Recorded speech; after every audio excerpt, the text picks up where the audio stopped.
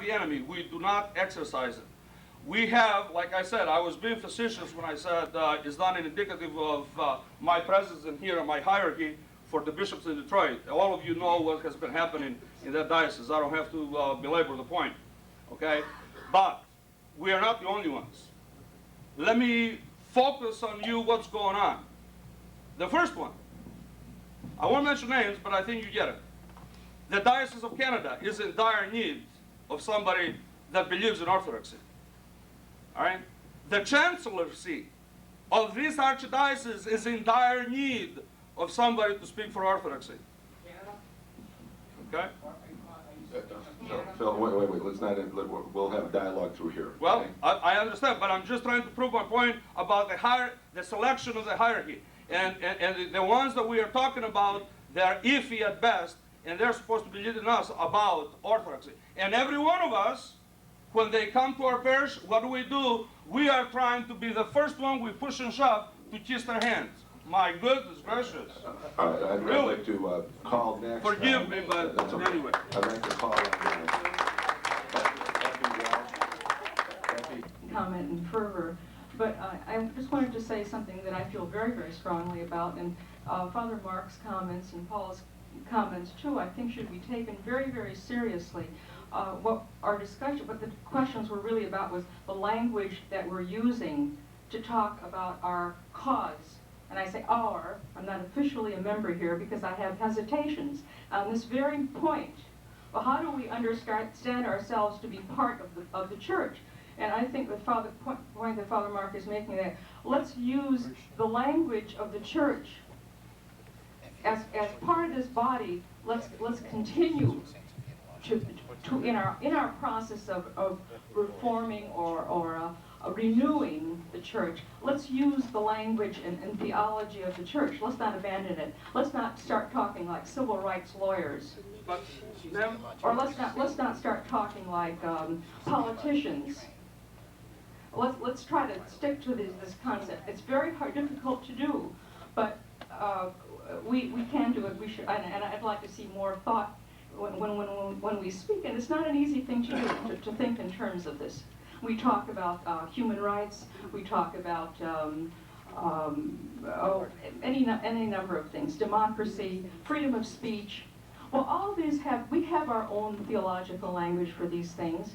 Well, what does the resurrection mean? And I'm not going to give a sermon here. I just wanted to make that point. I think it's important. Now, then I also wanted to raise another question here to Dr. Kopan. Could you tell me how the synod in Istanbul, how they're selected?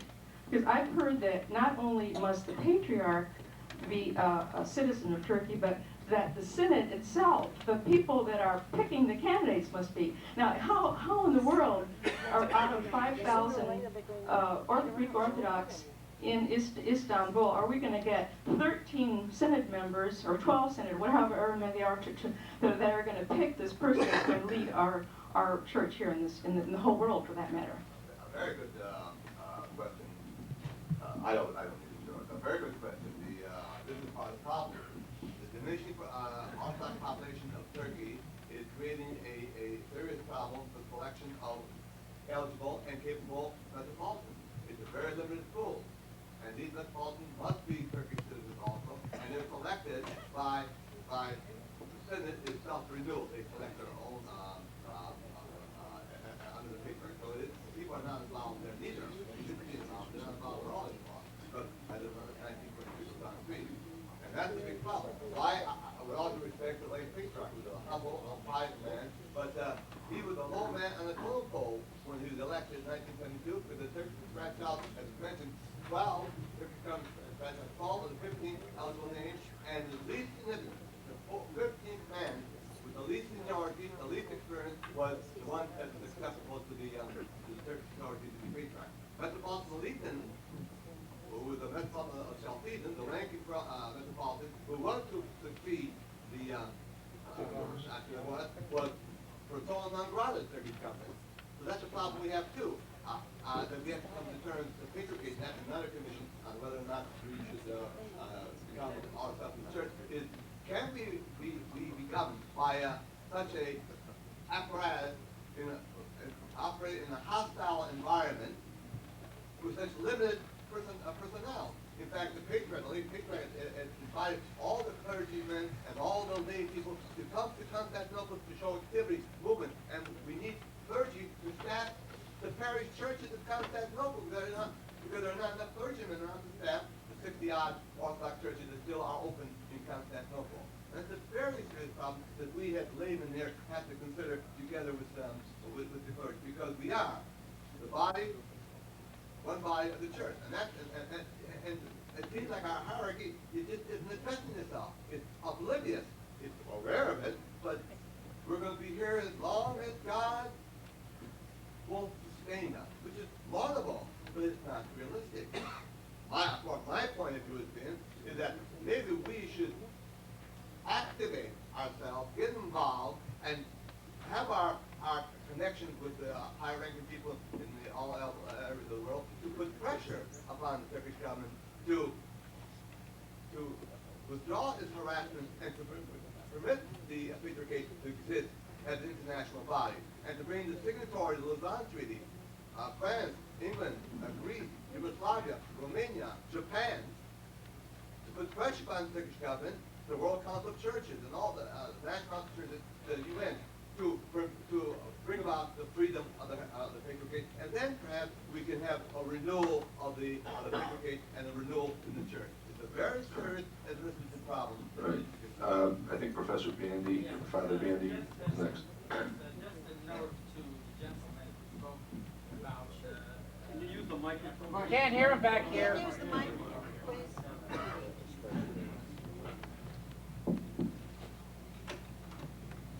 I just wish to add a minor note to the remarks made by that gentleman, I'm afraid I don't remember his name, who said that the approval of the people has to be met, and they do so actually at the ceremony by saying axios. But you must remember, I'm sure all the fathers here and others know, that before a layman is ordained a priest, he's got to go through, I know I did, he had to go through a process of examination on the part of his spiritual father, who will investigate and study closely the life of the ordinant, the person about to be ordained, to see that he is worthy of the priesthood and would be able to carry out his duties faithfully, etc. And that document has to be signed by the spiritual father of the candidate to be ordained. So we all have to go through that process, and presumably the spiritual father will have studied the ordinand's life, should be his spiritual father. He may not necessarily be, but he should be his spiritual father, and also investigate this young man's or older man's, it doesn't matter, life to see whether he is a very suitable candidate for that office. Thank you. Don't need the microphone. I just want to point out that we need to see that the clergy of the church are not some separate organization existing in some sphere above the church. The clergy of the church really are to be the fruit of communities. I'll repeat that, the fruit of communities.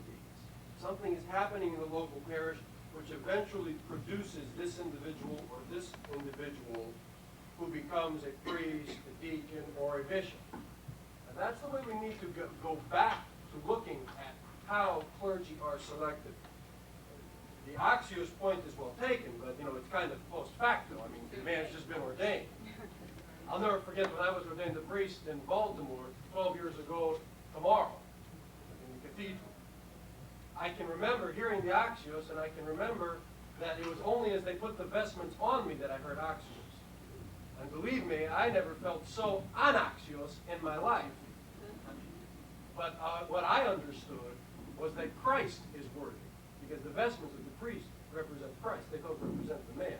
I think that's one of the reasons why the axios has gotten to the end of the service rather than the beginning of the service. Well, yeah, I think that's really addressed in the paper. I'm not going to go through it and read the entire paper to you, but I think there certainly is addressed that there was a change in the early practice of the church. The laity did in fact vote because the request for the exclamation of axios was made before the ordination. In current practice, the ordination is already completed, and it's really done after the fact, and that's referred to in the paper. But I like what you said as far as the clergy, our spiritual leaders, really being the fruit of the community. And in that regard, in the last page or so of the report, quoting from Father Stefano, who talks about the practice in the early church, he says that the bishop was a man who the community knew, possibly from childhood, and recognized him for his godliness and virtue. He was not a stranger coming from a distant city or country. And there was also the discussion in the paper about the idea of decentralizing the administration of the church and having many more bishops. A comment that there were over 400 bishops in Asia Minor at one time. And we have very few bishops, and when you say, well, you have to have one bishop in every city, and every city should have a bishop, bishop should be much more accessible. These are things that really need to be discussed. And I understand the frustration when you're let out of the process, then the temptation is to refer to things that are not really, where you come in and you say, well, we're going to just say anaxios to everybody that comes up, because we got that right. We're going to create this type of a dialogue because we are not being included in the dialogue. This lady here was next. No, people who have not spoken will speak first, and then we'll have. Go ahead. First of all, I want to say that today I will speak as an individual, not as a presbyteros, but also I'm going to speak as a civil rights lawyer because I'm concerned about some of the comments that have been made. It's true that we must speak in the language of the church. However, that same kind of language has been used for thousands of years in other spheres to disempower people, and I don't want that to continue.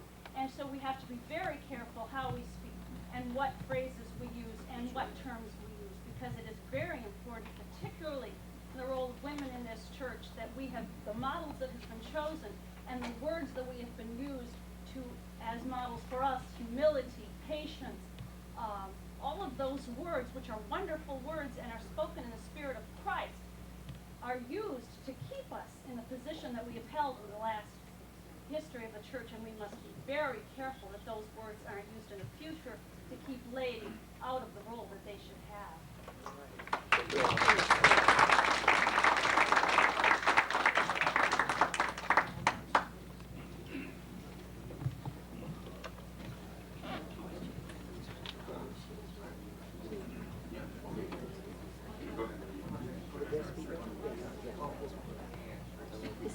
I'm sorry, just 1 second.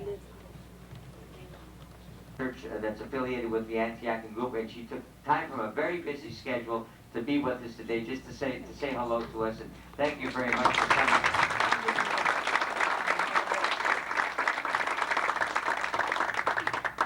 Actually, Peter didn't tell you the whole story. I also belong to St. Demetrius.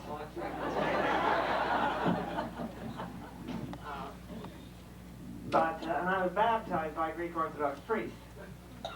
Because where I grew up out in Nevada, we didn't have any Serbian Orthodox, and the Greek Orthodox priest would make the tour twice a year throughout all the mining camps. And so that's how we were baptized out there. And our only affiliation in all those years was really the Greek Orthodox religion. And I was married here in the Greek Orthodox Annunciation, so I guess I cover the whole gamut, right? That's right. One of the reasons that I'm behind schedule from when I told Peter I'd be here is I've been involved on the phone this morning, and this would be of interest to all of you, concerning the situation in Yugoslavia. Because the Serbian, it's getting down again, unfortunately, apparently to be a battle between the Orthodox and the Catholic. Well, it's a very sad, sad situation. And my information this morning was that Dubrovnik, which has always been considered the pearl of Yugoslavia and pearl of the Adriatic, that the bombing that's been going on there really hasn't been by the Yugoslav Serbian army. It's been a phony in order to focus attention against the Serbians again. And this is very serious, and this type of thing has been happening, and unfortunately the Serbians do not have the kind of a public relations program which the Croatians have set up. They have a very, very elaborate, several multi-million-dollar public relations program with a very high-priced firm going on, and this is one of the reasons why the information coming out of there has been a little checkered, shall we say.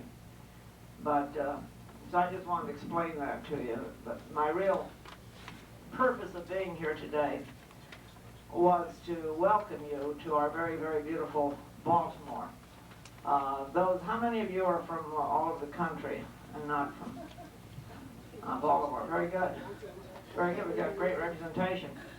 We're very proud, both of our city, our community, and also of our Orthodox churches here.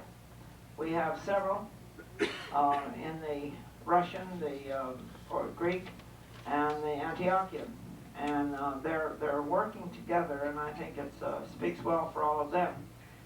And I also want to commend you and your organization, which is the Orthodox Christian Laity, for working so diligently, and I heard a few remarks when I came in, to bring renewal into the life of our Orthodox Church. And I'll be interested. I'm going to sit around a little bit afterwards. I want to hear some more about it. I've had some of my own thoughts, but I've kept it to myself. Over the past few years, and particularly in the last 3, I have traveled to numerous former East Bloc nations where for centuries our faith was brutally repressed. As an Orthodox Christian, it has been a true joy, indeed almost a miracle, to see our church in these lands transformed and renewed. And during the course of my travels, I've had the opportunity to behold personally or to hear about many truly remarkable events. In Yugoslavia, a patriarch for the first time has defied communist authorities to bless mass grave sites of those massacred during World War II. In Romania and Bulgaria, believers, led by their priests, go en masse to reclaim their ancient churches. And certainly the renewal of our church in these faraway places is something which many of us have despaired of seeing not only in our lifetimes, but also wondered if our children would ever see. And we must certainly be grateful for these marvels. But renewal is not just a thing for the church in another place or another time. It is our challenge to see that our church always strives to live up to the message of the gospel in every day and under every circumstance. And I do commend you for doing just that. I commend you for giving the issues facing the church close scrutiny and for being concerned enough about the future of the church not to be content to sit back and leave to others the issues so vital to her continued health and vitality in this great nation. As a Serbian Orthodox Christian, I am particularly excited by your proposals to link more closely the many different Orthodox communities of the United States. As there are so few Serbian Orthodox Christians in this area, I have benefited very greatly by my contact with and involvement in Baltimore's Greek and Russian and Antiochian Orthodox communities. Our communities, while so similar sacramentally and doctrinally, have a great deal in numerous areas to share with one another. We should be about the business of doing all we can to break down the barriers between us so that we will truly be that one holy and apostolic church to which our creed refers. Within the framework of holy tradition and guided by the Holy Spirit, I know your work this weekend will be fruitful to the continued growth and renewal of our Orthodox Church in the United States. And you do indeed have my continued prayers for much success. Thank you. I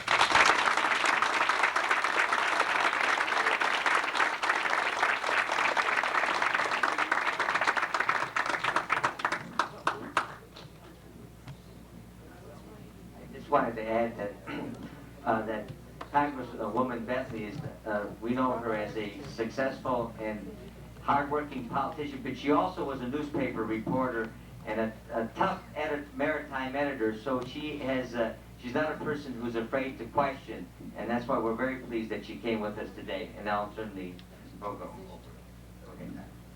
Okay. I'm Dr. Matthew. I'm from Cincinnati Church. I was born and raised in India and always an Orthodox. First of all, I want to say that I'm glad this organization has started, because there is a spiritual decay in the Orthodox Church for centuries. You know, we are talking about the hierarchs. And last 1,000 years, you just think how much work has the church has done as far as spreading the gospel of Christ. And so it's the people who made the church. And if you look at the time of Jesus Christ came, did the priests follow Christ? No. It's the people who followed Christ. And we have the same problem today. And what does the word church mean? Ecclesia, right? Called out body. It doesn't say the priest is the one who's called out, or the bishop. It says called out body of Christ. So we are all called out, and we all have a specific function as the body of Christ. And we are all priests. If you look at the history of the early church, Jesus didn't start the priesthood or bishops or any of this stuff. All people were priests. If you notice specifically, I'm glad the Greek church still follows the presbyters. You know, it still has the presbyter and presbytera. They were not priests. When I studied the history of the early church, there was no distinction. All believers had specific function and part. And that's how the church grew, because everybody took part in it. And what was Jesus teaching about the qualities of an excellent servant? He said, I came to serve, not to be served. He washed the feet of the apostle to show that you should follow after. And when John and James were fighting about who should be the leader, and I cannot quote all these verses, so I'll read this. It's from Matthew chapter 20 to 28. You know that the rulers of the Gentiles lord it over them. Great men exercise authority over them. So not that the bishop's trying to do today, or the priest trying to do, lord it over the people. It is not so among you, but whoever wishes to become great among you shall be your servant. The word is diakonos. And if you remember the book of the Acts, there was a problem. And it's there. But they had to lead us by example. And we got to expect, and then we get it. Thank you.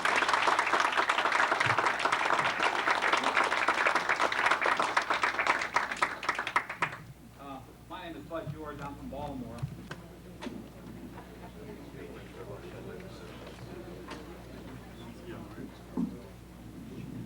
My name is Bud George. I'm from Baltimore.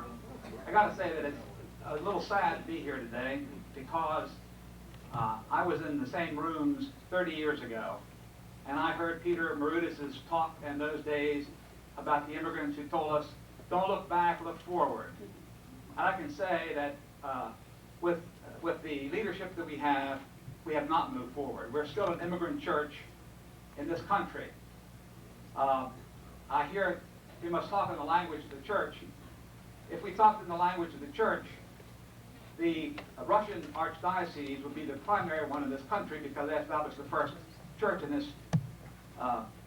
continent. Under the Russian Archdiocese, incidentally, we would all be speaking English now, because I'm sure that if Greek missionaries had landed in the Aleutian Islands, instead of services being said in a lute, it would have been said in Greek, of course. And that would be part of their Hellenic heritage. And that would mean that the church could safeguard, and they would have Greek classes, Greek language school. The truth of the matter is that in the interim we have lost 30 years, thousands and thousands of our children have been lost, and I just don't want us to lose any more time because we don't have it.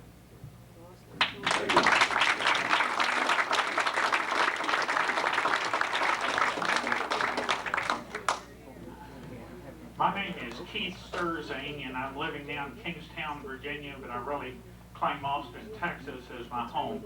I'm not going to take a whole lot of time, but I would like to ask a couple of questions of two of the panel members.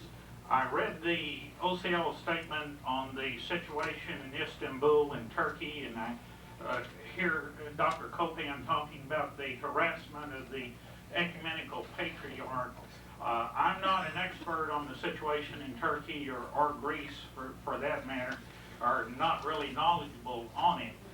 But maybe this question be addressed to Dr. Kopan in regard to the situation with the Turkish minority in Greece. What control does the government of Greece exercise over selection of their Muslim leaders? And if OCL is going to object to the harassment by the Turkish government, should we also address that if that indeed is a fact, which I'm not sure on? And then if I could go ahead and ask the question now of Father Tony in his talk in regard to the situation in the Soviet Union and the perhaps independence of some of the former republics that comprise the Soviet Union. Are there any prospects for autonomy that you see for the church in Estonia or the church in Latvia, which are indeed independent now from a political standpoint, and perhaps also the church in the Ukraine? Go first. In response to your question, it's a very good question, and I'll respond to it. The Treaty of Lausanne provided that the ethnic populations of Turkey and Greece be exchanged. Turkey insisted, in order to make herself a more homogeneous state, that the Greeks living in Asia Minor be expelled. Greece was opposed to that, but Greece had to give in to the world opinion. So as a result, they had an exchange population, 1.5 million Greek Orthodox in Asia Minor, excluding Constantinople and Thrace, the province of Thrace around Constantinople, were expelled and went into Greece. 500,000 Turks living in Greece were expelled and transferred to Turkey, except for Western Thrace, which is Thrace. Eastern Thrace is where Constantinople is Turkey in Europe today, and Western Thrace is the eastern part of Greece. Now, under the Lausanne Treaty, the Mufti, there was about 180,000 Muslims in Greece today in Western Thrace. These people are Greek citizens by law. They elect their people. They have representatives in the Greek Parliament. But under the Treaty of Lausanne, the Greek government has the authority to appoint their Mufti, the leaders, which I think is wrong myself. Because I think the people, the Turks themselves, the Muslims themselves, should elect their own religious leader, and I agree with you there. But that is the terms that the Lausanne provides, because before that, when it was the Caliph, with the authority of the Sultan, that appointed the Muftis, or the leaders of the local religious communities among the Mohammedans.